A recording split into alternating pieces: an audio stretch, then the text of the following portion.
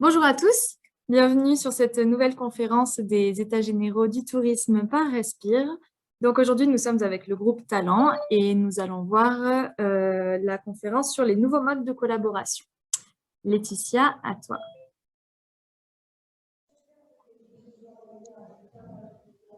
Bonjour à tous et bienvenue. Donc, je vous souhaite à tous et à toutes la bienvenue pour ce troisième et dernier webinaire pour le groupe Talent en cette dernière semaine des États généraux du tourisme de l'association Respire. Alors, notre sujet du jour porte sur un constat majeur lié à cette pandémie. C'est la transformation de notre manière de travailler et de collaborer en interne ou entre partenaires. Nous avons enrichi cette année notre vocabulaire avec des termes comme présentiel, distanciel. Nous avons aussi apprivoisé de nouveaux outils pour discuter ou pour se retrouver ensemble en ligne comme en cette fin de journée. Et en somme, nous avons constaté une grande agilité dans nos métiers qui fait naître des opportunités professionnelles. Alors, c'est de ça que nous allons discuter ce soir. Pour aborder ce sujet aujourd'hui, nous avons travaillé avec les membres de l'équipe Respire. Alors, pour ce sujet, nous sommes en compagnie de Cécile Artus. Bonjour Cécile. Bonjour. Bonjour Cécile. Nous sommes également en compagnie de Malika. Bonjour Laetitia, bonjour tout le monde. Bonjour Malika. Nous avons également travaillé avec Sylvia Avalos. Bonjour Sylvia. Bonjour à tous. Bonjour Sylvia. Frédéric Babu a également travaillé avec nous sur le sujet. Il nous rejoindra un petit peu plus tard. Et pour illustrer nos constats, nous avons le plaisir d'accueillir ce soir Frédéric Dautuil. Nous sommes en février 2020. La vie avance et nous entendons vaguement parler d'un virus en Chine. Puis, au cours des semaines, il se rapproche et arrive en Italie. En mars 2020, le temps d'une journée, notre vie en tant que professionnel du tourisme bascule. Notre métier s'effondre et doit muter le temps d'une journée. Les frontières se ferment. Nos missions deviennent un devoir de rapatriement de nos clients et d'annulation des voyages. Nous nous sentons impuissants et donc seuls face au tsunami déferlant devant nos yeux. Notre premier besoin a été de se regrouper. En tant que pros du voyage, nous sommes solidaires de notre mission de bienveillance vis-à-vis de nos clients. Mais il nous faut nous regrouper pour puiser l'énergie et la force de surmonter cette épreuve risquant d'être longue. Nous savons tous que nous entrons dans un tunnel dont on ne connaît pas l'issue, encore aujourd'hui. Ce mois de mars 2020 marque l'entrée dans une phase radicale de modification de notre mode de fonctionnement et de nos modes de communication. Nous créons des réseaux professionnels, officiels et non officiels. Ces réseaux professionnels seront notre force et nos piliers pour avancer, protéger nos clients et nous protéger. Notre besoin de lien social explose. Les statistiques de lecture de notre magazine professionnel Tourmag battent des records. Il faudrait réfléchir à comment utiliser ces nouveaux réseaux pour qu'ils nous portent et nous permettent de créer de l'intelligence collective de long terme. Il faut se poser la question de quel réseau, pour quels besoins et pour quelles personnes. Le premier outil utilisé pour se retrouver est l'application Zoom, qui est passée de 10 millions d'utilisateurs en décembre 2019 à 200 millions en mars 2020. Merci Cécile pour ce premier constat. En effet, on a tous senti le besoin de se regrouper pour pallier un petit peu à cet isolement que nous avait généré la crise. Donc effectivement, ce regroupement entre professionnels a été possible grâce, comme tu le disais, à l'outil de visioconférence. Donc c'est un deuxième constat que nous pouvons faire dans le bouleversement de nos modes de collaboration. C'est effectivement le recours massif aux outils numériques. effectivement, la pandémie a été un problème dans la circulation du virus et a empêché le travail en présentiel. Mais effectivement, ces outils numériques avaient déjà été utilisés en entreprise pour leurs avantages et également pour pallier aux problèmes des intempéries, par exemple, ou des problèmes de grève ou de transport ou des contraintes personnelles. Le Covid a donc été un test à grande échelle pour déployer ces outils en entreprise et changer nos modes de travail. Alors, ces outils numériques peuvent être regroupés en 3 catégories principales, que ce soit par exemple le stockage en ligne de documents et le partage de documents, avec par exemple Google Drive, SharePoint, qui permet d'avoir accès avec une simple connexion Internet à tous les outils de l'entreprise et faire de la coédition ou de l'écriture collaborative sur plusieurs documents, ce qui permet de travailler à n'importe quelle heure ou également de travailler de n'importe où à partir du moment où on a une connexion Internet. Il y a eu également un gros engouement de tous les outils de communication communautaire, par exemple Slack, WhatsApp ou Signal, qui permettent des regroupements avec des petits groupes, par exemple de collègues, des salons de discussion, des échanges de fichiers qui sont assez intéressants pour reproduire un petit peu du lien social, notamment dans les échanges informels.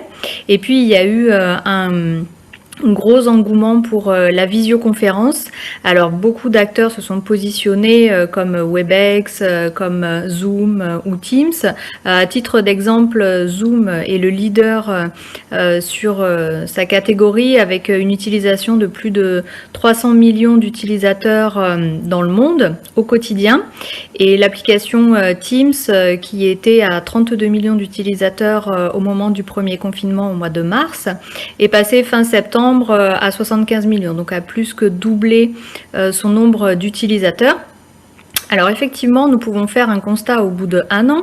Le constat est forcément un petit peu mitigé puisque dans un premier temps, nous avons décelé une formidable opportunité de travail avec une grande souplesse lorsque bien sûr les tâches le permettent. Mais nous avons constaté un point de vigilance, notamment sur la concentration auprès des écrans, un gros constat de fatigue et malgré tout un constat d'isolement, que le lien social ne peut pas être remplacé. Alors on peut se poser la question à juste titre du télémanagement. Comment réunir et comment diriger une entreprise avec des collaborateurs à distance ? Merci Laetitia, bonjour tout le monde. Pour ma part, je vais vous parler du télétravail, travail hybride ou travail nomade. Le premier point pour la réussite de cette nouvelle façon de travailler étant les compétences numériques. Laetitia vous en a parlé juste à l'instant. Pour ma part, je vais juste vous parler donc de la 5G, mais également de l'évolution de la technologie avec les hologrammes qui vont faciliter donc de plus en plus le télétravail. Sur ce dernier point, d'ailleurs, les Français sont 71%, selon une étude ADECO internationale datant de mai 2020, à vouloir désormais un travail hybride, 50% sur site, 50% en télétravail. Certaines entreprises ont d'ailleurs carrément sauté le pas puisqu'elles proposent à leurs salariés la possibilité de télétravailler de façon permanente. On peut citer Twitter, Slack, bien connu de nos amis respiriens, mais également Voyage Pirate. Cette nouvelle donne redessine également le modèle urbain avec la multiplication de tiers-lieux comme les espaces de coworking, mais également la possibilité de réserver des résidences, des séjours en hôtel pour pouvoir télétravailler ailleurs que chez soi. Ce qui nous amène ensuite du coup à un troisième point très important qui est celui du management, puisque ce télétravail redessine complètement le rapport collaborateur-manager. D'ailleurs, toujours selon une étude d'ADECO, 74% des sondés dans le monde et 63% en France estiment que les managers doivent se réinventer et faire preuve d'intelligence émotionnelle. Pour sa part, l'ONU, dans un rapport de juillet 2020, nous dit que 2 points importants et essentiels sont nécessaires pour la réussite du télétravail. Ce sont donc le soutien de toutes les parties prenantes et la confiance. En termes de bénéfices et avantages, depuis près d'1 an, nous pouvons noter la réduction du stress et donc également due à la réduction des déplacements, la réduction des émissions de carbone, toujours suite à la réduction des déplacements. En termes de points de vigilance, nous pouvons parler de la frontière vie privée, vie pro qui tend à devenir de plus en plus floue, ce qui génère du stress et qui peut avoir aussi un impact sur la santé mentale. La diminution, voire l'absence de motivation, d'objectifs, voire perte d'identité, et également un grand sentiment d'isolement. Enfin, avant de laisser la parole à Sylvia, je voulais lui donner peut-être un petit truc qui pourrait intéresser les indépendants et les freelances. C'est donc Nissan qui vient de dévoiler un prototype de véhicule mobile hybride qui est donc un véhicule qui propose un bureau rétractable, un ordinateur, du Wi-Fi bien sûr, mais également un transat et un parasol sur le toit pour les moments de détente. Alors Sylvia, qu'en penses-tu? Merci Malika, bonne idée. C'est vrai que le travail à distance ouvre de nouvelles perspectives de collaboration, en tout cas une collaboration différente, et justement ces modes évoluent avec le recours aux indépendants. Moi personnellement, j'ai constaté quand je travaillais dans des agences physiques que nous perdions de vrais talents. Car évidemment, nous, surtout les femmes, c'est difficile de garder ce rythme effréné de 2-3 devis par jour, plus le côté administratif, plus la production, l'accueil en public. Tout cela peut être usant. Et surtout pour nous les femmes, puisque nous devons concilier toujours travail et famille. Et quand j'ai créé Anapia il y a 10 ans à Aix-en-Provence, je me suis dit qu'il fallait rassembler ces vrais talents et essayer de trouver un équilibre pour le travail et pour ne pas perdre surtout ce savoir-faire. Alors je me suis entourée de 9 femmes que j'ai rencontrées un peu par hasard ou que j'ai retrouvées parce que j'avais travaillé avec elles dans plusieurs agences. Donc elles sont basées à Paris, à Montpellier, à Lyon, à Nantes, à Orléans. Et après, moi-même, j'ai déménagé donc de Aix-en-Provence à ici, au Pays Basque. Et parmi ces 9 femmes, j'ai rencontré Florence, qui était une ancienne agence de voyage à Toulouse et qui est revenue ici au Pays Basque. Et maintenant, elle est partie à Papeete, et donc c'est ma spécialiste Polynésie. C'est pour vous dire que vraiment la mobilité n'a plus de frontières. Hein, et on voit que nos voyageurs, ils aiment ce type aussi de contact, d'être, même si on est loin, on est beaucoup plus proche parce qu'on est beaucoup plus disponible. Nous avons dans ma petite équipe, nous avons un WhatsApp commun, nous avons une base de données, mais surtout, quand je les ai rencontrés ou retrouvés, la base de tout ça, c'était partager une éthique et une éthique que j'insuffle d'Anapia, c'est-à-dire choisir des partenaires qui soient pas des hôtels de chaîne, des hôtels de caractère, des réceptifs à petite échelle mais qui ont été testés parce que je les ai rencontrés ou je travaille avec eux depuis très longtemps. Donc toute cette base de données, tout ce savoir-faire, on le partage entre nous toutes. Hein. Et pour l'instant, écoutez, moi je suis satisfaite à 95% de cette collaboration et de ce type de business model, on peut dire comme ça. Évidemment, les limites, je les connais maintenant avec tout ce qui nous arrive, parce que ces filles, il faut qu'elles trouvent de nouvelles activités. Donc, il y en a une qui s'est reconvertie en agent immobilière, par exemple. Mais dès que ça va repartir, mon rôle, ça va être de les remotiver pour revenir encore mieux qu'avant. Donc, il s'agit d'un modèle équitable, simple, mais où les talents, l'humain et le partage sont les valeurs essentielles. Bonjour Frédéric. Bonjour Frédéric, bonjour à tous. Cette interview. Et bien sûr, avant de commencer l'interview, écoute, une petite présentation te concernant. Alors, tu es un grand professionnel du tourisme, donc Frédéric Dautuil, fondateur et dirigeant du groupe du voyagiste Global Tour, qui exploite plusieurs marques, dont Monde Authentique, Nord Tour, les routes de l'Asie et Safarivo.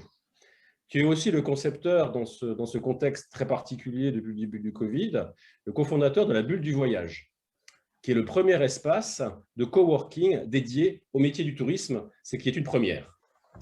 Voilà, une fois maintenant présenté, passons au vif du sujet.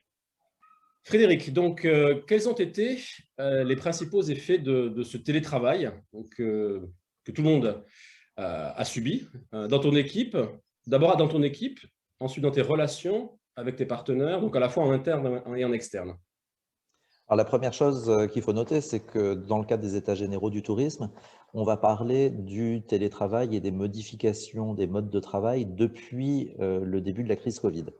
Alors, à Paris, on avait eu une espèce de répétition générale en décembre 2019 et janvier 2020, parce qu'on a eu une grève longue et dure des transports en commun qui a fait qu'on a dû un petit peu généraliser le télétravail pendant cette période-là. Pour moi, le plus gros problème du télétravail, il est lié vraiment à l'activité partielle, parce que l'idée était de coordonner les emplois du temps de ceux qui se mettaient à travailler à temps partiel. Je voudrais vraiment faire aussi une distinction entre le télétravail choisi et le télétravail subi, parce qu'en général, quand on veut mettre en place le télétravail dans une entreprise ou quand un collaborateur y réfléchit, on a le temps de s'y préparer. Et là, le 16 mars 2020, on n'a pas eu le choix, ça s'est imposé à tout le monde et immédiatement, ça a été super brutal. Il y en avait qui se disaient que le télétravail, ce n'était pas fait pour eux et qui ne s'étaient pas posé la question. Bon, après, il y a quand même des avantages au télétravail. Déjà, tu gagnes en temps de transport. Le transport, c'est du stress dans les grandes villes, les embouteillages, les trains qui tombent en panne. Tu gagnes du temps et tu es moins fatigué. Si tu travailles 2 jours par semaine en télétravail et que tu as 1 heure de chez toi, c'est mathématique, tu gagnes 4 heures par semaine et c'est énorme. En plus, quand tu travailles à temps partiel, et ça s'est imposé dans les métiers du tourisme au début de la crise, tu n'as pas besoin de te déplacer au bureau pour travailler seulement 1 heure ou 2 par semaine. Après, c'est un peu enfoncer une porte ouverte, mais c'est plus facile de télétravailler dans une pièce au calme, tout seul, que dans un petit appart avec un conjoint qui est aussi télétravailleur, et puis encore plus si tu as des enfants dans les pattes. Il y a quelque chose aussi d'important quand tu travailles sur site, puisque c'est comme ça qu'on dit maintenant, c'est qu'on peut couper sa journée en séquences. Et le transport aller et retour, c'est une espèce de sas entre ta vie privée et ta vie pro. Alors que quand on s'est mis à télétravailler, on est passé de la chambre au salon, en passant de sa vie privée à sa vie pro, en seulement quelques secondes. Et donc, tu n'as plus ce sas de décompression. Moi, par exemple, avant que mon conjoint soit en télétravail, j'étais tout seul chez moi entre 8 et 9 et j'aimais bien cette heure de solitude avant de partir travailler. Ça me manque un peu. Et puis, les parents, en particulier les mères de famille, elles ont dû faire la classe, le babysitting, le ménage, la cuisine en même temps que travailler. Et quand tu as 2 enfants qui se tapent dessus pendant que tu es en Zoom avec ton chef, c'est pas super facile d'être attentif à ce que dit ton chef. Et puis, il y a quand même ça fait des gros changements, ça. C'est une révolution, ouais. Il y a aussi des points négatifs, c'est que les relations virtuelles elles sont moins efficaces, je trouve, que les relations en face à face, que le partage d'écran, ça ne remplace pas d'être assis l'un à côté de l'autre sur le même document. Et puis, il y a des pertes d'informations, plus une sursollicitation des médias. Alors oui, on a appris Zoom et c'est une révolution aussi dans notre travail. Vraiment, entre Zoom, Teams, Skype, WhatsApp, Slack, j'en peux plus. Et je trouve que l'échange oral, il est quand même beaucoup plus facile que de se connecter et perdre du temps. D'accord. Alors justement, est-ce que cette mise en distance entre toi et tes équipes, est-ce que tu as pu modifier un peu tes pratiques de délégation? Parce que ne plus avoir ces équipes autour de soi, c'est une autre façon de les diriger tout simplement. Donc est-ce que la délégation, ce qu'on appelle aujourd'hui en termes managériels, l'empowerment, est-ce que tu as modifié un peu ta façon de déléguer le travail? Alors, pas tellement, mais je pense que le télétravail a vraiment été un accélérateur d'autonomisation des équipes, mais aussi un accélérateur d'inégalité. Dans mon équipe, c'est une équipe assez senior, ce qui fait qu'on n'est pas toujours super à l'aise avec certains outils informatiques et quand tu n'arrives pas à installer un logiciel, tu te sens complètement idiot. Moi, j'avais l'habitude d'appeler mes collaborateurs les plus jeunes sur les trucs techniques. Quand tu te mets à être tout seul au bureau, quand tes collaborateurs efficaces sont à distance, c'est pas évident. Je pense que pour les collaborateurs seniors qui étaient déjà autonomes, le télétravail leur a permis d'être encore plus productifs parce que justement, ils n'étaient pas sollicités par des collègues, ils n'étaient pas dérangés, ils pouvaient travailler plus vite. Pour les plus fragiles, en revanche, ça a été plus compliqué Parce que quand tu es en télétravail, tu ne peux pas aussi facilement solliciter de l'aide. Tu ne peux pas demander, par exemple, un sentiment non verbal d'un collègue que tu interroges comme ça d'un regard. Et en plus, les plus fragiles, comme mes collaborateurs ne travaillaient que quelques demi-journées par semaine, ils ne pouvaient plus demander à certains de leurs collègues, donc j'ai été très sollicité par les plus fragiles. Et je crois que c'était parce que j'étais un peu leur seule roue de secours. Et ce qui est important de noter aussi, et on ne s'en rend pas toujours compte, mais dans une équipe, on se nourrit les uns des autres. Par exemple, on finit par avoir les mêmes tics de langage. Et quand tu es en télétravail, tu ne peux plus profiter de cette opportunité et je pense que tu progresses moins vite. Donc, pour résumer, je dirais que le télétravail choisi par les collaborateurs à l'aise dans leur job, c'est une aubaine pour eux. En revanche, quand les collaborateurs ne sont pas super à l'aise dans leur poste, qu'ils ne maîtrisent pas complètement leur poste ou les relations avec leur hiérarchie, en plus que le télétravail soit subi, c'est une horreur. Et puis, juste pour en rire, alors je ne sais pas ce que diraient mes collaborateurs, mais j'ai plusieurs copains qui m'ont dit qu'ils avaient des managers qui étaient très contrôle-fric, qu'ils étaient en panique quand le télétravail s'est imposé, parce qu'ils avaient l'habitude de rentrer dans les bureaux, d'interrompre leurs collaborateurs. Et puis, il y a des copains qui m'ont raconté que quand leur manager les appelait, ils répondaient à un SMS « Je suis en call, je te rappelle ». Et qui prenaient un malin plaisir à les appeler seulement 2 heures après pour mettre la pression justement sur leur hiérarchie. Ben oui, il y a une réappropriation d'une forme de liberté qui avait un peu disparu, en tout cas dans certaines relations managériales. Donc là aussi, c'est une redistribution des cartes complète. Merci. Donc, alors maintenant, ça fait déjà plus d'1 an qu'on est dans cette situation de télétravail avec ce que ça induit. Est-ce que toi, est-ce que cette façon de travailler, de collaborer, est-ce que tu vas en conserver une partie des acquis de ce que tu as appris, de tout ce que tu as découvert? Est-ce que tu vas garder des choses et quels sont les bénéfices et les risques les principaux bénéfices et risques que tu as identifiés? Alors, en fait, j'avais déjà commencé il y a 5 ans à peu près à recruter quelques collaborateurs en province parce que je ne trouvais pas tous les talents dont j'avais besoin en région parisienne. Et là aussi, c'est assez révélateur d'inégalités. J'avais en télétravail 2 créatrices de voyages qui étaient juniors, qui n'étaient pas complètement mûres dans leur poste et qui faisaient partie des salariés les moins performants.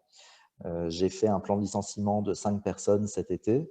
Et peut-être que ces 2 jeunes femmes, si elles avaient été au bureau, elles auraient été plus stimulées, leurs résultats auraient été meilleurs et qu'elles n'auraient pas été dans les dernières, dans l'horrible classement par points que tu dois faire quand tu fais un licenciement collectif. En revanche, ma collaboratrice la plus performante, elle était en télétravail. Et ce qu'elle m'expliquait, c'est qu'elle abattait plus de travail que la moyenne parce que justement, elle n'était pas dérangée par les collègues. Donc là, pour l'instant, j'ai décidé de ne plus embaucher en télétravail à temps complet parce que j'ai besoin d'avoir de la présence à l'agence. En revanche, je vais proposer à tous ceux qui le veulent d'être en télétravail entre 1 et 3 jours par semaine. Mais je vais imposer 2 jours par semaine où le télétravail sera interdit parce que je veux que toute l'équipe se retrouve au complet à des jours fixes, toujours pour avoir ces repères. Et encore une fois, je veux leur laisser le choix parce que c'est à chacun de décider ce qui est bon pour lui. Donc, ils gagnent en temps de transport, on l'évoquait tout à l'heure. Les jours où ils sont en télétravail, ils peuvent aussi avoir une amélioration de leur vie privée en allant, par exemple, chercher les enfants à l'école. Et puis, le télétravail, c'est quand même très adapté si tu veux te concentrer sur un dossier où tu as besoin de réfléchir au calme. Moi, je fais 7 heures de TGV par semaine et je profite toujours de ces heures de TGV pour mes tâches de rédaction, par exemple. Au moins, je sais que je ne suis pas dérangé par le téléphone. D'accord. Donc, c'est quand même une grosse rupture. C'est quand même les leçons apprises depuis 1 an sont quand même importantes parce que là, je retiens quand même que tu vas proposer 2 jours seulement, presque jusqu'à 3 jours en télétravail, ce qui va devenir la majorité. C'est une énorme évolution chez toi. Complètement. D'accord. Merci. Donc, je vais revenir un petit peu sur ton initiative 2020, à cause ou grâce au Covid. Donc, tu as transformé une partie de tes points de vente en espace de coworking. Est-ce que tu peux nous expliquer comment cette idée t'est venue, quels sont les premiers retours d'expérience et quel est le bilan de cette initiative? C'est l'une des rares choses positives du Covid. En fait, c'est Fabio qui Non, il y a le télétravail aussi. Il y a le télétravail, tes collaborateurs. Je suis pas convaincu que ce soit une super solution. Donc, je disais, c'est Fabio qui m'a donné l'idée. En fait, on avait déjeuné ensemble au mois de juillet et il me disait qu'il en avait marre d'être enfermé entre 4 murs. Parce que depuis la fin du premier confinement, il essayait de prendre des rendez-vous avec les chefs de prod d'Italie pour promouvoir les hôtels qu'il représente et tout le monde lui répondait « Ah, je suis en télétravail, mais de toute façon, je travaille que le lundi et le jeudi, il faudrait qu'on se fasse un Zoom. » Et lui, il n'en pouvait plus des Zooms et je ne vais pas dire qu'il était en souffrance, mais il avait au moins une très grosse frustration. Et puis, j'avais 2 points de vente et j'avais un point de vente où j'avais une clientèle très senior qui n'a pas repris le chemin du voyage. Et comme je vendais pratiquement plus de voyages sur ce point de vente et que l'agence était belge, je me suis dit que j'allais plutôt vendre des mètres carrés. Donc, j'ai proposé à Fabio d'être mon partenaire sur ce projet. Donc, je l'ai embarqué dans le projet. Donc, il a vu du monde. Il a pu sortir de ses 4 murs et il participe à l'animation de la bulle du voyage en alternance avec moi. On a beaucoup de curieux qui sont venus dès notre première journée, le 1er septembre, pour voir. Et puis, on a vraiment des addicts. Et ce qu'on n'avait absolument pas prévu, parce que l'idée était de rompre l'isolement et pour moi de facturer des mètres carrés, en fait, en fonction des besoins de chaque pensionnaire du coworking, on a facilité la collaboration entre eux, on a organisé des after-work, ce qui a permis à chacun de faire grandir son réseau professionnel.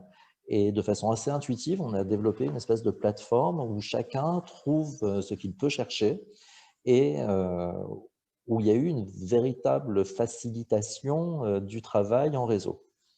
La plupart de nos coworkers viennent 1 ou 2 journées par semaine.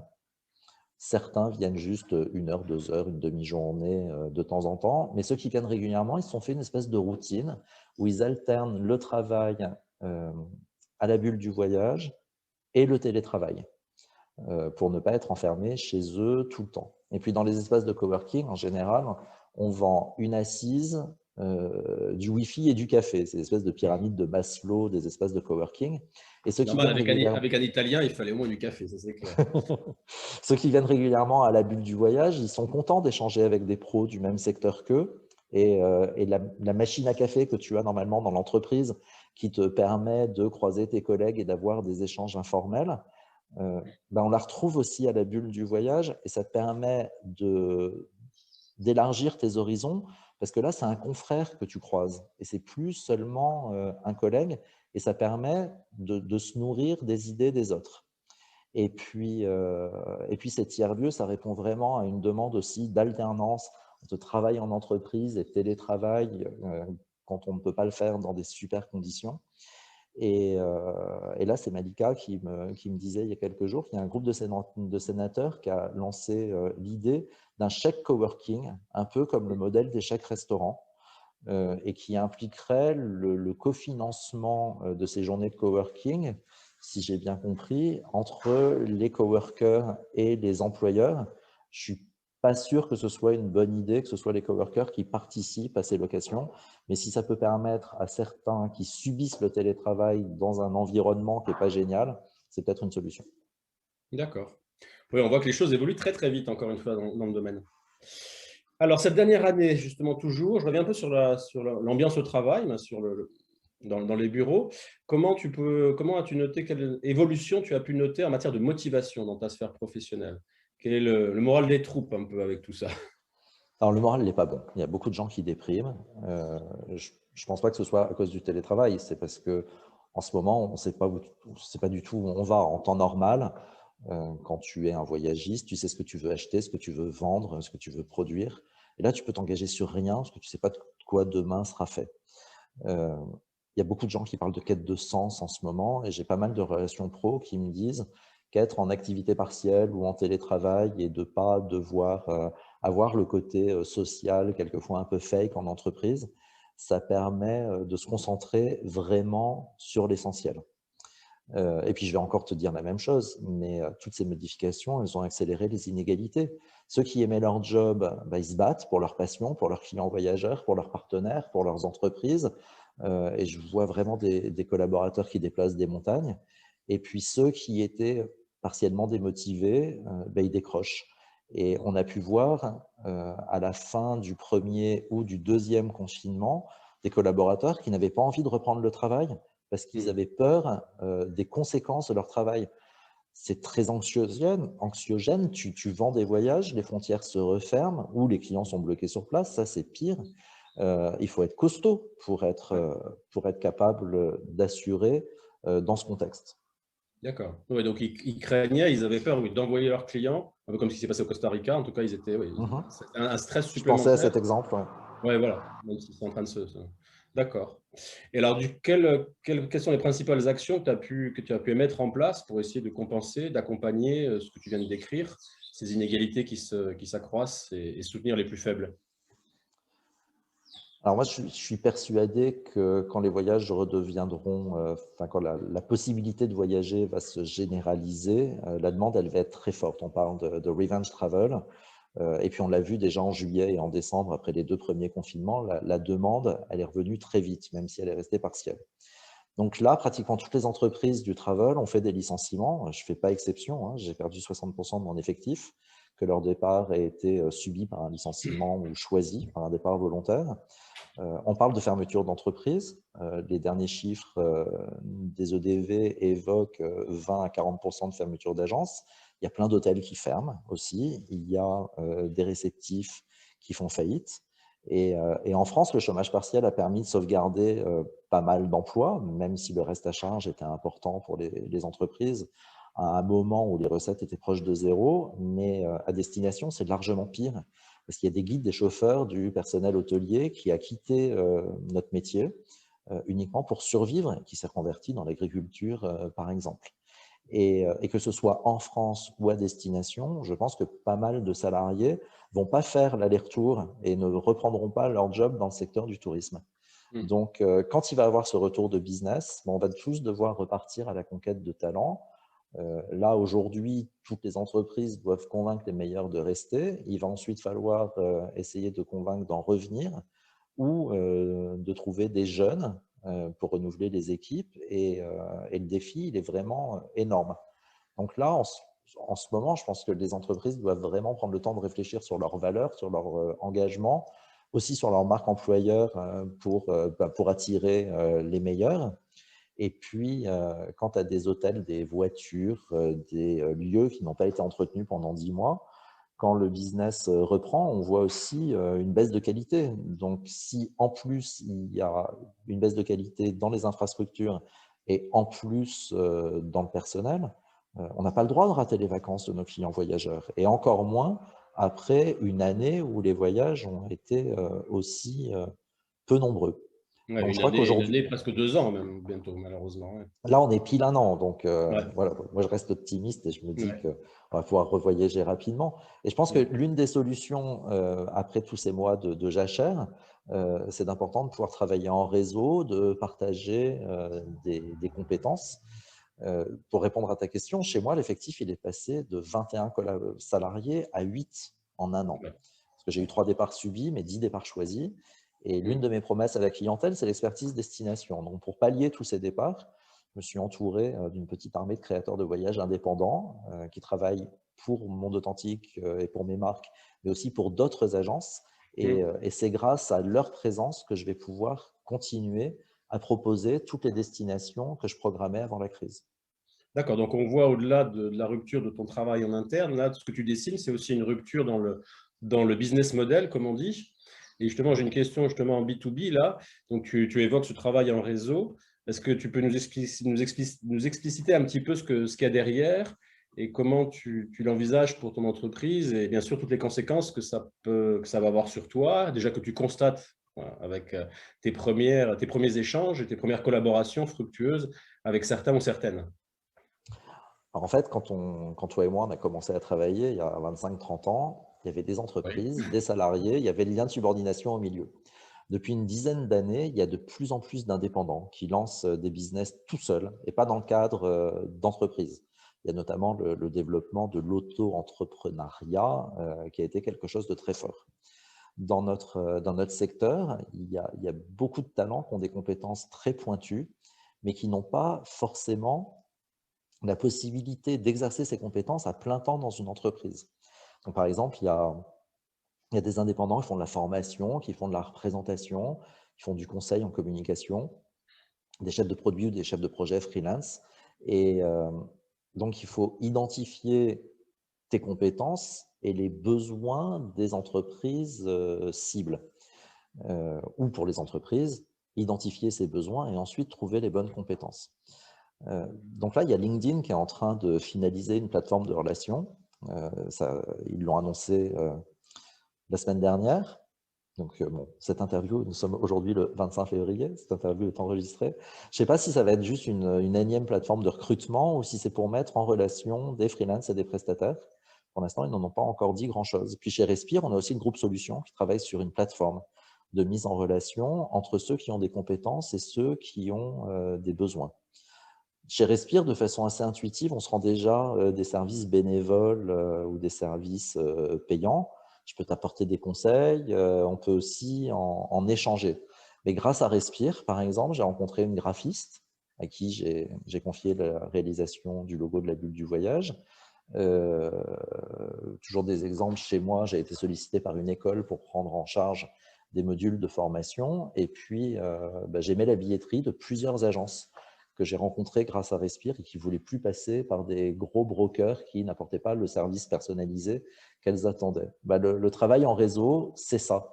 Et je ne dis pas que le contrat de travail et le lien de subordination vont disparaître, mais que certains vont choisir, et non pas subir, que certains vont choisir de préférer vendre leurs compétences pointues à un prix juste à des entreprises qui ont des besoins, mais pas à plein temps. Donc, on a tous des experts comptables ou des avocats qui sont partagés, c'est dans les mœurs, c'est pour tous les secteurs d'activité, mais je pense qu'on est nombreux à avoir besoin d'un chargé de production à un moment donné, d'un chargé de com, d'un community manager, d'un attaché de presse qui peut être partagé. Donc les différentes tâches de ton entreprise vont être effectivement un petit peu saucissonnées comme ça et contractualisées avec des indépendants. Avec des indépendants qui auront des vraies compétences super pointues. Et là aussi, je crois que ce travail en réseau, ça va accélérer des inégalités. D'abord parce qu'il y a ceux qui ont du réseau et ceux qui n'en ont pas. Et Respire est là aussi pour faciliter ces mises en relation.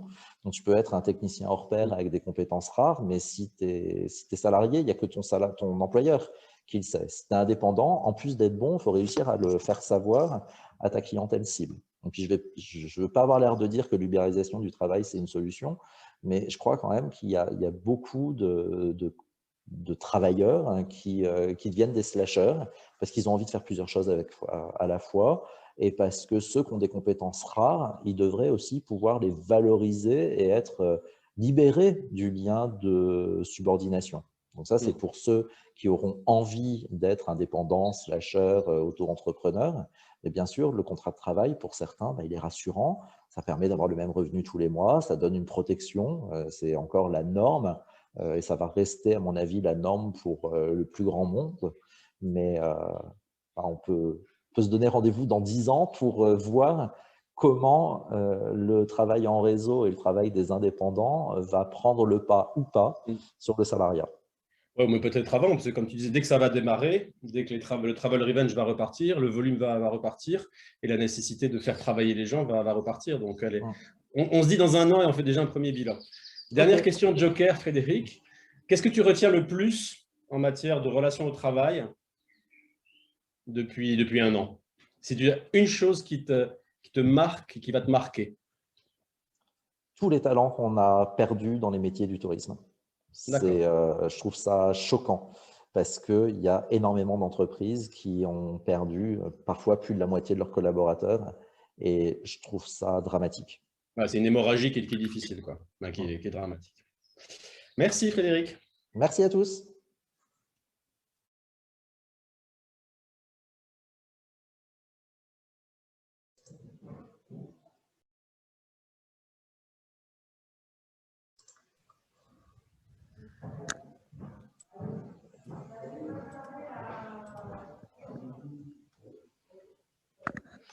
Je suis de retour. Désolée pour la petite coupure technique de tout à l'heure.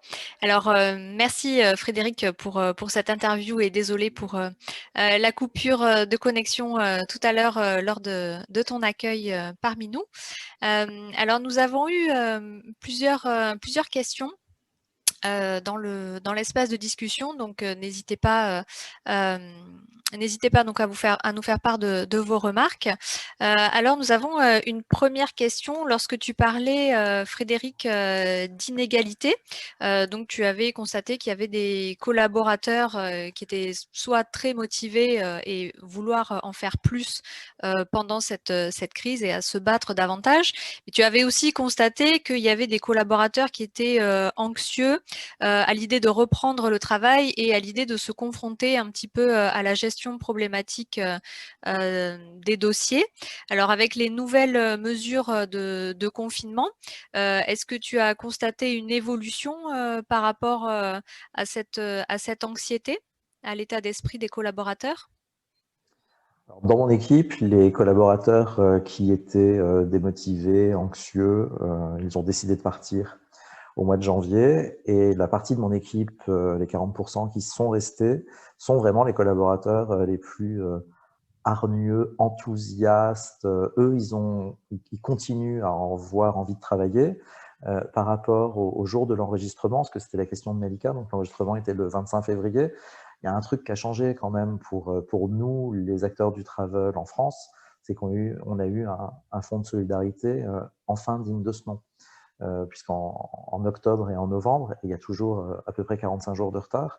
Donc au titre d'octobre et novembre, des entreprises de ma taille ont touché 10 000 euros de fonds de solidarité. Avec 10 000 euros, tu ne peux pas payer tes collaborateurs et ton loyer.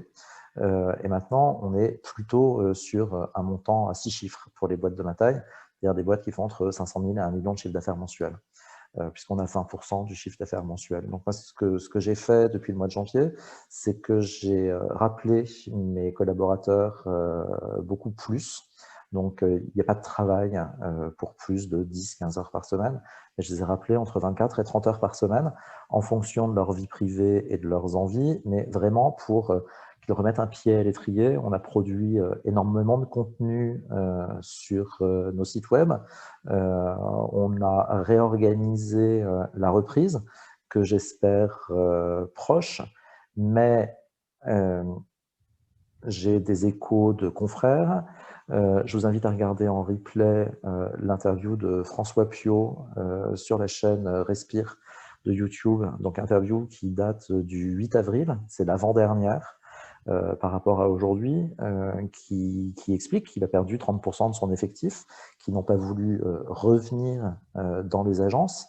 En plus, il n'y a pas trop une histoire de salaire, puisque Prêt-à-Partir a continué à assurer l'intégralité du salaire de ses collaborateurs en complétant les 84% du chômage partiel par 16% versés par Prêt-à-Partir. Donc là, du fait du fonds de solidarité qui me permet d'avoir un petit appel d'air à l'agence, j'ai rappelé mes collaborateurs pour plus d'heures hebdomadaires pour essayer d'avancer. Alors moi, j'aime pas le terme troisième confinement parce qu'on n'est pas confiné. Nous avons des restrictions de déplacement et des restrictions d'interaction physique et sociale, mais on n'est pas confiné. Au contraire, l'exécutif nous encourage à prendre l'air et à être dehors, et je trouve que c'est plutôt intelligent. Enfin, ça semble sensé. Là, moi, ce qui m'affole, malgré mon tempérament optimiste, c'est de voir que l'épidémie est toujours en augmentation, qu'on parle de plus en plus de fermeture des frontières sur une période plus longue. Là, il y a Clément Beaune, le secrétaire d'État, ministre délégué aux Affaires européennes auprès du Quai d'Orsay, qui disait on va reprendre progressivement d'abord les relations interrégionales, qui aujourd'hui sont coupées, puis ensuite l'Europe, mais il faudra que les 27 se mettent d'accord sur un protocole commun, ce qui me fait doucement rigoler parce qu'on voit que chaque pays a décidé de mesures très différentes. Et puis pour les voyages internationaux, on verra bien. Le 28 janvier, au moment de la déclaration de la fermeture des frontières extra-européennes, j'avais dit à mon équipe, on ne vend plus rien jusqu'au 30 avril, on rouvre l'Europe au 1er mai et on rouvre au 1er juin certaines destinations, essentiellement en Amérique latine et en Afrique. Là, plus ça va, moins je crois à une ouverture très rapide. Je suis bien content de ne pas d'avoir bloqué mes réservations pour mars et pour avril, mais on voit que la Grèce, qui est quand même un poids lourd du tourisme en Méditerranée, a décidé de rouvrir le 17 mai, que Malte a décidé de rouvrir le 1er juin. Et hier, ma chef de prod Europe du Nord avait un Zoom avec la Norvège. La Norvège ne devrait pas rouvrir cet été. Et le fait de voir que les frontières tardent à se rouvrir n'appelle pas à l'optimisme et à la joie de vivre quand on essaye de faire son métier. En effet, je vois plein de monde qui acquiesce sur le fait que voilà l'optimisme qu'on pouvait avoir il y a quelques semaines là avec aucune perspective de réouverture de frontières, ça attaque aussi le moral.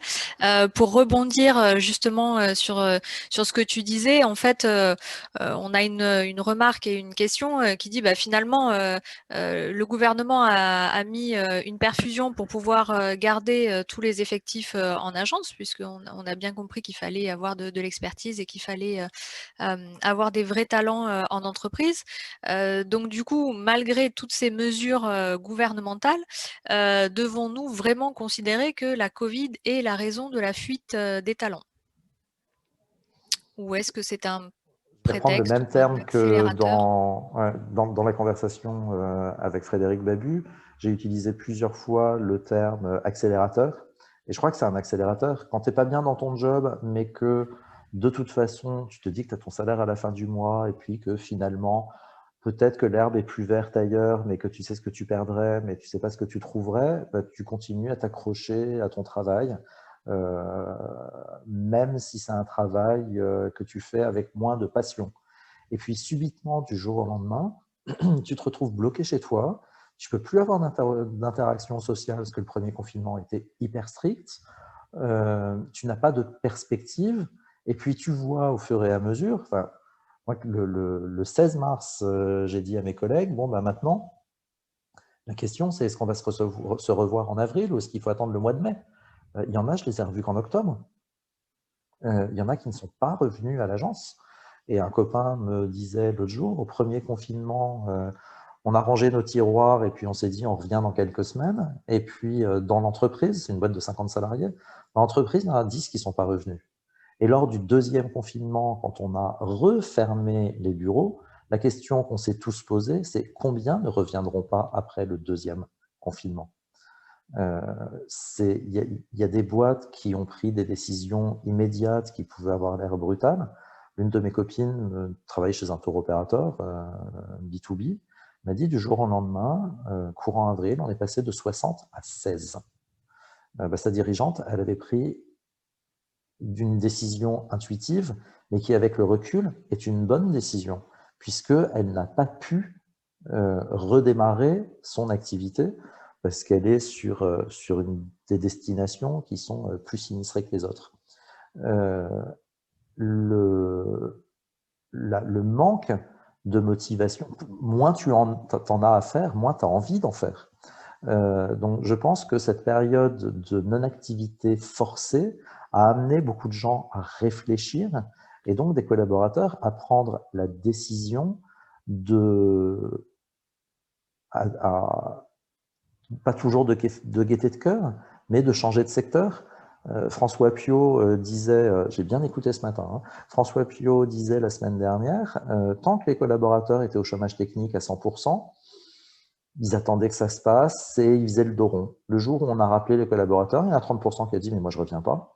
Je reviens pas parce que l'agressivité des clients, parce que le manque de sens au travail et que vais-je proposer à nos futurs clients voyageurs.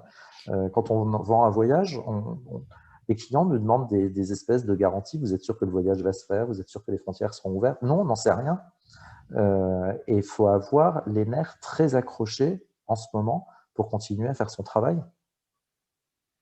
Oui, ce que tu disais justement, alors ce qui a été dit dans la vidéo, c'est que justement pour la reprise, parce qu'effectivement il y aura une reprise, donc si on rappelle les collaborateurs et qu'effectivement ils ne veulent pas reprendre, donc c'est trop anxiogène pour eux de reprendre ce travail ou que finalement la réflexion de cette année de pause a amené à quitter le secteur, la solution qui était envisagée, donc tu en as parlé et Sylvia en a parlé aussi, c'est le recours aux indépendants. Alors, c'est pas une pratique qui est totalement nouvelle dans ce que vous disiez, puisque tu avais recruté des indépendants en région. Sylvia également travaille sur ce modèle-là. Alors, nous avons des personnes qui nous écoutent, qui ont envie justement de se lancer en tant qu'indépendants, puisque peut-être qu'ils ont été licenciés ou qu'ils ne trouvent pas de travail. Donc, est-ce que cette solution d'indépendant est une bonne solution? Est-ce que c'est quelque chose que vous recommanderiez à quelqu'un qui veut se lancer dans le tourisme? Et qu'est-ce que vous recherchez, vous, avec un partenaire freelance? Est-ce que vous recrutez formellement ou est-ce que c'est finalement le hasard de vos relations qui fait enrichir votre équipe? Alors, peut-être qu'on peut laisser la parole à Sylvia et puis ensuite Frédéric pour répondre à cette question. Je pense que oui et non, c'est un bon moment. Moi, je crois toujours au hasard et comme je l'ai dit dans l'interview, les personnes, les 9 femmes qui travaillent avec moi, ce sont été des rencontres pas du tout prévues. Donc, oui, on peut postuler, bien sûr, mais avant tout, il faut être positive, curieuse. Mais il ne faut pas profiter de cette, comment dire, de ce moment pour recruter plein d'indépendants. C'est pas, en tout cas, c'est pas ma volonté. Merci Sylvia. Mais oui, c'est vrai que c'est un système. Il faut que la personne adhère à l'éthique, à la façon dont, par exemple, moi je travaille. Mais avant tout, il faut avoir l'envie. Moi, pour répondre un petit peu à Christophe qui posait la question, est-ce que la Covid a eu raison de cette fuite de talent? Je pense qu'il y a aussi une histoire d'âge. C'est-à-dire que les personnes qui étaient entre 45, 50, 52, 53 ans, évidemment, qui se posaient déjà la question, qu'est-ce que je fais dans le tourisme? Ils ont trouvé une nouvelle voie. Mais quelque part, je pense aussi qu'on a perdu des grands talents, comme disait Frédéric. Parce que quand on arrive à 45, 50 ans, ça veut dire qu'on a de la bouteille et qu'on est bon. Et c'est triste en effet de voir ce type de personnes partir. Oui, tout à fait. Merci Sylvia. Frédéric, est-ce que tu partages ta question, avis? Laetitia, c'était le recours aux indépendants est-il une bonne ou une mauvaise solution? Et donc, je vais paraphraser Édouard Baird. Je ne crois pas qu'il y ait de bonnes ou de mauvaises situations ou solutions. Si je devais résumer ma vie aujourd'hui avec vous, je dirais c'est d'abord des rencontres. Et ouais, c'est des rencontres. Sylvia disait quand j'ai rencontré ces femmes, quand j'ai retrouvé ces femmes. Moi, ça a été à peu près pareil. Donc, je vais juste recontextualiser un tout petit peu. J'avais 3 collaboratrices à plein temps, salariées, en télétravail depuis à peu près 5 ans, parce que je ne trouvais pas les talents disponibles en région parisienne, et qu'il y a des collaborateurs qui ont décidé, pour une raison ou une autre, d'aller s'installer dans différentes régions françaises, à une époque où le tour operating français n'était absolument pas ouvert au travail à distance, qui ont donc perdu leur job en décidant d'aller en province, et qui étaient contentes, ces personnes-là, de trouver une entreprise qui était ouverte au télétravail. Mais depuis 4 ans à peu près, j'avais 3 personnes indépendantes, immatriculées en auto-entrepreneur ou en EURL ou SASU, qui traitaient une partie des demandes que je leur confiais.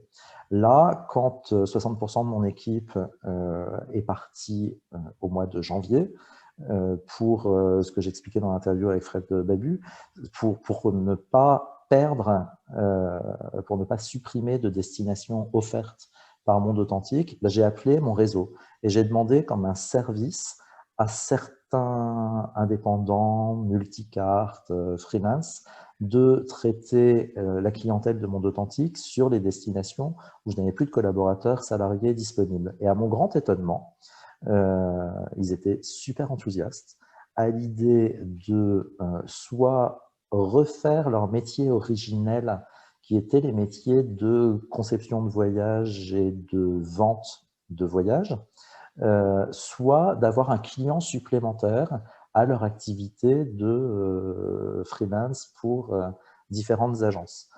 Et j'ai pu, grâce à ces relations, grâce à ce réseau, intégrer au sein de mon équipe, et moi, je n'ai jamais fait de différence entre les salariés et les indépendants, j'ai pu intégrer dans mon équipe des personnes avec de très fortes compétences. Et là, vient de me rejoindre quelqu'un, par exemple, qui a été directeur pour l'Europe d'un office de tourisme étranger pendant 13 ans. Qui, mieux que lui, pourra conseiller des clients voyageurs français sur le pays en question. Pendant 13 ans, il a participé au rayonnement et à la promotion de son pays sur les différents marchés européens.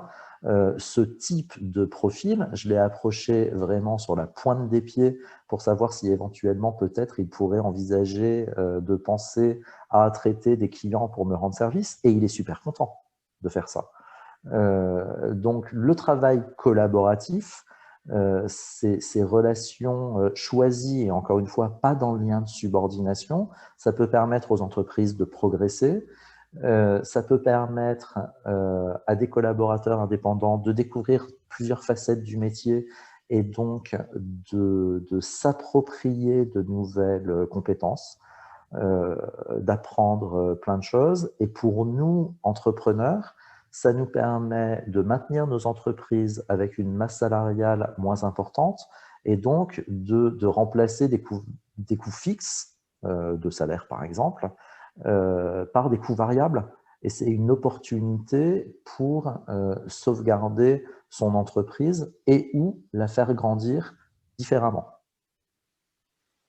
Je ne sais pas si j'ai répondu à ta question. Et puis, il y a aussi un truc important, c'est qu'il faut être capable de diffuser la culture de son entreprise aux indépendants qui doivent en quelque sorte être un peu schizophrènes pour prendre la casquette Monde Authentique quand ils vont vendre un voyage de Monde Authentique, alors que d'un côté, ils font de la représentation hôtelière ou d'office de tourisme ou qui sont attachés de production freelance. Par exemple, chez Monde Authentique, on a une charte de rédaction de devis qui est extrêmement précise. Il y en a quelques-uns qui sont un peu choqués au départ et qui me disent « Ah ouais, mais pour mes autres clients, j'écris pas du tout comme ça. » Ouais, mais sauf qu'il faut que tu aies l'image Monde Authentique, donc c'est comme ça qu'il va falloir que tu écrives pour Monde Authentique. Bien sûr, ne change rien à ta façon de travailler avec tes autres donneurs d'ordre, clients, mais pour Monde Authentique, il faut que tu écrives comme ça, il faut que tu parles à un client comme ça. Merci Frédéric. Oui, effectivement, il faut avoir une personnalité. Donc là, il ne suffit pas simplement d'avoir une mise en relation compétences et besoins. Il faut aussi que la personnalité et de l'indépendant et du dirigeant, en fait, qui incarne ces valeurs, puissent aussi fonctionner ensemble. Alors, je reviens sur une remarque sur la discussion précédente. Maxime qui nous demandait des retours d'expérience internationale sur le fait que les collaborateurs français sont peut-être, d'après vous, en tout cas, un petit peu réticents en fait de reprendre, et c'est ce que disait François Piot également dans son entretien. Donc, est-ce que vous avez de votre côté des exemples internationaux? Moi, je peux peut-être répondre à Maxime sur le côté Canada, puisque j'étais voilà, au Canada juste avant le Covid. Donc, il n'y a pas ce côté anxiogène parce qu'il n'y a pas les mêmes aides. C'est-à-dire qu'en France, vu qu'il y a les subventions, du coup, on a ce système de sécurité où on se dit, bon, on peut reprendre, et puis à la reprise, on se dit, bah non, j'en veux plus. Au Canada, en fait, du moins au Québec, quand il y a une difficulté, vous pouvez avoir des aides en fonction des visas, mais ceux qui arrivent en tant que PVTistes, par exemple, la plupart n'ont pas les aides. Donc, ça pose pas de problème, en fait, d'aller travailler temporairement dans un autre secteur et puis de revenir avec plaisir dès qu'il y aura du travail en compagnie aérienne ou dans le secteur pour accueillir les voyageurs. Donc, effectivement, la mentalité, qui pourtant, il y a beaucoup de Français, n'est pas la même que ici en France. Alors, je ne sais pas si là, tu parles des PVTistes Frédéric, qui sont des gens jeunes. Qui sont jeunes, effectivement. Il y a beaucoup de jeunes qui travaillent dans le secteur du tourisme, du moins au Québec, d'après mon expérience. Est-ce que tu as un retour peut-être à l'international sur ce côté un peu anxiogène à la reprise? Alors, pour répondre à la question de Maxime, oui. J'ai eu la chance, il y a 3 semaines, de partir en Tanzanie en inspection. On était un petit groupe de 12 tour opérateurs On venait de 5 pays et les Belges et les Espagnols m'ont dit exactement la même chose. Donc, il y avait aussi 2 agents de voyage américains, enfin, états-uniens et un de Dubaï, avec qui, celui de Dubaï, j'ai peu échangé avec lui, et les 2 états-uniens étaient nouveaux dans les métiers du tourisme, donc avaient peu de relations. En Belgique, la mesure de chômage partiel était à peu près identique à celle de la France. En revanche, en Espagne, la mesure de chômage partiel garantissait aux salariés qui sont déjà moins bien payés qu'en France et en Belgique, leur garantissait 50% du salaire minimum. C'est-à-dire que pour un agent de voyage confirmé catégorie C, le salaire minimum, c'est 1 610 €. Et en Espagne, quand tu es l'équivalent de la catégorie C, tu gagnes la moitié du salaire conventionnel. C'est-à-dire des catégories C, en France, il y en a à 1 610 €, à 1 650 €, le salaire minimum conventionnel, mais il y en a aussi à 2 000 ou 2 500. Nous, on a eu, enfin, les salariés ont eu 84% de leur salaire de référence. En Espagne, c'est 50% du salaire minimum conventionnel. Donc, il faut imaginer un salarié catégorie C en France qui aurait du jour au lendemain touché 820 €. Le stress de retour est tout aussi fort en Belgique dans les situations sur l'emploi est comparable à celle de la France, et en Espagne où les mesures d'aide ont été beaucoup moins fortes. En Belgique, le gouvernement est encore plus sévère que le gouvernement français. En Belgique, tous les voyages internationaux étaient interdits depuis déjà un bon moment, sans avoir de perspective de reprise rapide. Ce qui nous est tombé dessus le 28 janvier, c'était encore une fois inédit. Voilà, la fermeture des frontières extra-européennes, je n'aurais jamais imaginé que ça puisse exister. Et ce stress du retour à l'emploi est vraiment comparable, d'après les interactions que j'ai pu avoir, chez les Belges, les Espagnols et les Français. Plutôt européen, du coup. Oui, mais c'est les seuls retours que j'ai eus. D'accord. C'est intéressant. Alors effectivement, dans le cadre du groupe Talent, vu qu'il y a un fort impact en fait des aides gouvernementales qui sont assez fortes en France et pas dans les autres pays, c'est pour ça qu'on est resté dans le cadre français, en tout cas dans le cadre des États généraux du tourisme.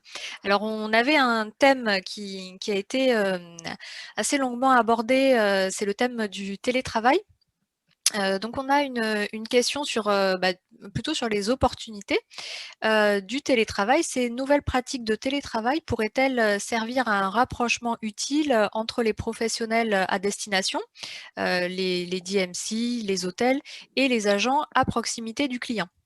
Est-ce qu'un nouveau modèle de partenariat intelligent au profit des exigences économiques et techniques du client? C'est un modèle économique à inventer, je crois. J'en ai parlé avec certaines personnes dans le cadre de Respire, qui ont choisi de déléguer une partie du contact client à leur DMC. Je n'émets pas de jugement de valeur sur cette pratique. Je la trouve un petit peu dangereuse quand on a une identité de marque importante. Et c'est ce que je disais par rapport aux collaborateurs indépendants, où je disais qu'il fallait être un peu schizophrène. Moi, je leur dis, à partir du moment où vous parlez à un client de Monde Authentique, il faut que vous soyez identifié Monde Authentique, que vous parliez comme les salariés, que vous ayez les mêmes expressions, les mêmes valeurs.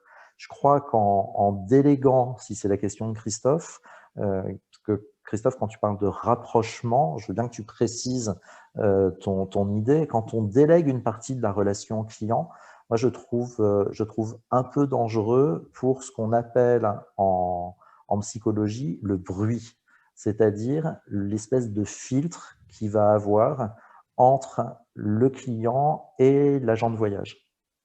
Alors, il précise que ce n'est pas délégué, mais c'est partagé du coup. C'est quelque chose qui est déjà fait par certains. Chez moi, par exemple, les programmes ils sont rédigés par les créateurs de voyages. On a une base de données par destination et c'est nos textes à nous. Quand certains agents de voyage prennent les programmes proposés par les réceptifs et font du copier-coller, ils utilisent les compétences des réceptifs. Je crois que c'est plus accessible à du voyage normé ou du voyage à la carte, dans le sens où l'itinéraire il va déjà être fixé et la seule chose qui va varier d'un client à un autre, ça va être la catégorie de l'hôtel par exemple, que sur le vrai voyage sur mesure où tu pars d'une page blanche, où il faut un long travail d'analyse du profil du client et de ses envies pour imaginer l'itinéraire. Là, je crois que c'est plus difficile à mettre en place. Après, ce qu'a évoqué l'une des adhérentes de Respire, et c'est facilité par le télétravail, c'est de faire des zooms à 3 entre l'agent de voyage de proximité, le candidat au voyage et le réceptif à destination. Déjà, ça montre que l'agent de voyage, le réceptif, marche main dans la main. Et je trouve que c'est un très bon signal à envoyer au candidat au voyage français. Et je pense que ça nécessite quand même, pour valoriser le travail de l'agent de voyage et pour faire gagner du temps à tout le monde, ça nécessite une première conversation ou au moins une connaissance du profil client pour que l'agent de voyage puisse l'indiquer au réceptif. Et je pense qu'il faut aussi que le réceptif puisse indiquer à l'agent de voyage, qui n'est pas forcément expert sur la destination, ce qu'il est possible de faire ou ne pas faire. Parce que si l'agent de voyage reste passif dans la relation entre l'agent local à destination et le client voyageur, ça fait baisser complètement son rôle et sa valeur. Oui, effectivement, c'est ce que voulait dire Christophe, hein, c'est le fait d'avoir cette relation à 3. Et effectivement, les outils numériques ont pu permettre, enfin, le fait d'être plus à l'aise et que ce soit devenu peut-être un peu plus commun de faire des zooms, ça peut donner de nouvelles perspectives, justement. C'est exactement ce qu'il parlait. On a également une autre remarque, Christelle, qui dit bonjour Frédéric. C'est cela effectivement que Christophe faisait allusion. Et c'est en effet une pratique de certaines agences qui ont tendance à mettre ça en place avec leur DMC. Donc effectivement, on a beaucoup de réactions par rapport à ça. Maxime aussi qui dit un bon partenaire digne de ce nom à destination qui travaille en marque blanche est censé en effet être corporate et représenter l'agence cliente à destination, tenir le même langage. Cela me semble être la base, même essentielle. Alors, Donc effectivement, Maxime, moi, ma représentante à Cuba, parce que mon réceptif me met à disposition une jeune femme uniquement pour mes clients, pour les clients de Monde Authentique. Donc, cette jeune femme, elle travaille que pour Monde Authentique, même si elle est sous-traitée, ce mot est horrible. Et on lui a apporté un jour 6 polos Monde Authentique pour qu'elle soit identifiée Monde Authentique. Et ce à quoi me fait penser ce qu'écrit Maxime, on voit ça souvent, c'est les voitures qui effectuent les transferts pour nos clients voyageurs, où le chauffeur a dans sa boîte à gants un certain nombre de feuilles A4 plastifiées avec les logos de ces tour opérateurs et agences de voyage clients. Et donc, il y a le gros logo du réceptif sur la porte, mais sur la fenêtre, il va glisser le logo du tour opérateur français. J'ai toujours trouvé ça complètement ridicule. Il faut assumer aussi que moi, tour opérateur de taille moyenne à Paris, j'ai pas mes propres voitures en Thaïlande, à Cuba, à Zanzibar ou en Australie. Et je trouve que ça, c'est vraiment du maquillage. Mais c'est vrai qu'il y a certains prestataires partenaires sur place qui arrivent à le faire et à le faire très bien.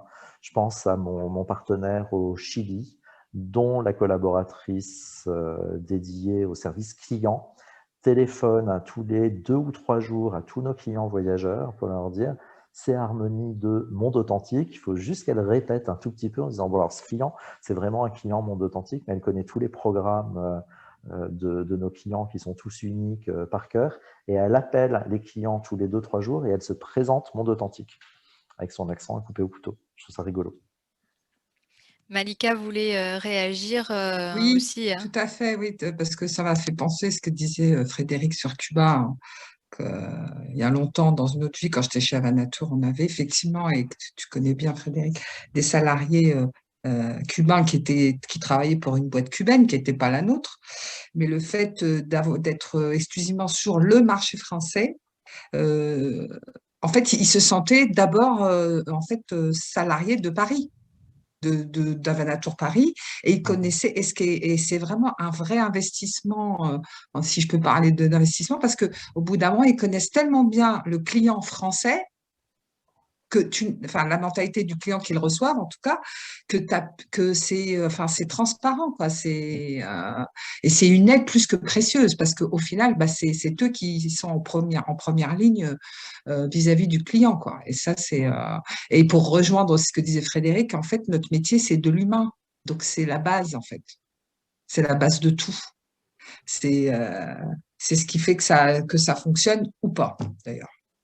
Mais effectivement, on a tous à gagner à se briefer régulièrement entre différents partenaires, c'est-à-dire les prestataires à destination et nous en France, sur nos valeurs, sur ce qu'on attend de nos partenaires. Et j'ai des destinations où...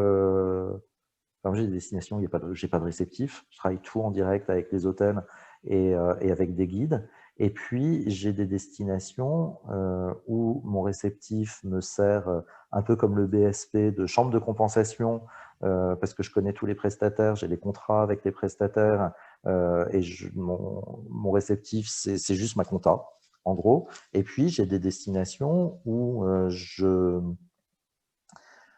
j'ai expliqué les valeurs de l'agence au réceptif pour qu'il comprenne bien ces valeurs et donc puisse nous proposer une espèce de catalogue d'hébergement et d'activités adapté aux valeurs de la marque. Bon, là, on s'éloigne du sujet de personnel, de talent, mais il y a aussi beaucoup de tour opérateurs qui envoient ce qu'ils appellent des représentants à destination. Moi, je les vois toujours quand je vais à Zanzibar, qui est ma principale destination, où il y a la représentante de TUI ou de gros tour opérateurs italiens ou espagnols. Le lundi matin, elle est à tel hôtel, le lundi après-midi, il y a un deuxième, et puis elle fait son tour comme ça toutes les semaines dans tous les établissements partenaires. C'est aussi un relais avec le logo du tour opérateur sur place, qui est bien utile pour les clients européens. D'accord. Donc, on voit effectivement… Oui, vas-y, Malika. Oui, excuse-moi Laetitia, c'était plus pour rebondir par rapport à la question, à la question précédente ça me faisait réfléchir sur la démotivation et finalement le côté anxiogène et que les gens veulent pas, les salariés veulent pas reprendre et tout. Et j'ai une conversation il y a pas longtemps avec une amie qui travaille comme nous dans le tourisme et elle m'a fait une remarque, elle m'a dit tu comprends, le problème c'est qu'on est dans le Covid à titre personnel et à titre professionnel. Donc on ne sort pas depuis plus d'un an de ça par rapport à d'autres professions où les gens, par exemple, même si tu es concerné, comme tout citoyen, par les mesures qui sont prises au niveau gouvernemental, par exemple, mais dans ton travail, tu peux oublier, entre guillemets, si tu fais carrément autre chose. Mais nous, on est dans la tête dedans depuis même avant le 17 mars. Et on bosse sans bosser, puisque tout le monde fait, on défait, on fait, on défait, on fait. Et donc, il n'y a absolument aucune source de plaisir aussi dans le quotidien. Donc, et Frédéric le disait, c'est aussi un accélérateur de ce qui n'allait pas à titre personnel et collectif. Et voilà, donc nous, je pense qu'on est vraiment en puissance maximum de la situation qui concerne tout le monde. Voilà. Oui, mais je crois aussi qu'il ne faut pas qu'on se regarde complètement que notre nombril. Je vais vous donner un exemple qui est super concret et auquel je n'avais absolument pas pensé. Il y a quelques mois, je ne sais pas pourquoi, j'ai mis un costard. Donc, je suis allé apporter mon costard au pressing, au nettoyage à sec. Et bêtement, je dis à la fille du pressing que je vois normalement beaucoup plus régulièrement parce que je lui apporte plus de costumes. Je dis, oh là là, vous avez rien comme… il y a les racks sur les côtés où il y a les costumes et les tailleurs qui attendent. Je dis, mais vous avez rien en ce moment? Et elle me regarde d'un air désespéré, elle me dit, vous savez pas que les gens ils font du télétravail, donc ils travaillent en pyjama, hein, pas en costume. C'est un truc, ça ne m'était pas monté au cerveau. Et ben, eux aussi, ils sont victimes du Covid. On ne va pas parler. Oui, il y a…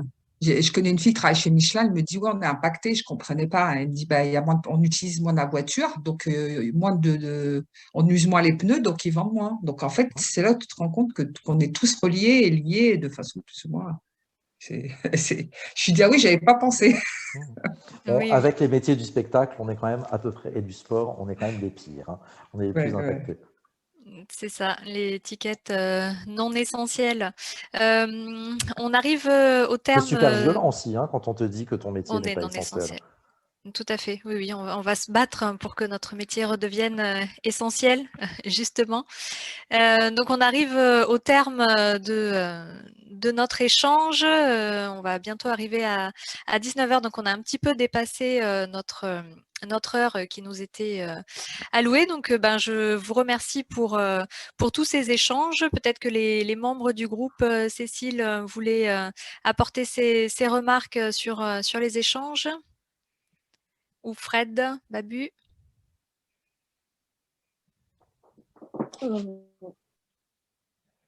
Moi, rien de particulier à ajouter pour le moment. On est dans la réflexion et des choses qui vont sortir et qui vont arriver.